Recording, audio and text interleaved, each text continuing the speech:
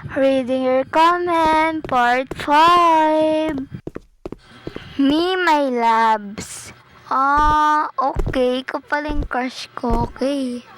Very good. Tama yung answer mo. Day 13, pero di pa rin napapasin. Editor mo pa naman ako. Sige na nga. Yan na pala. Napansin na pala kita. Edit mo na ako.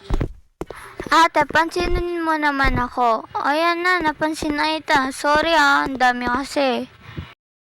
Ate, ang asim ng chocolate. Ha? Diba matamis yun?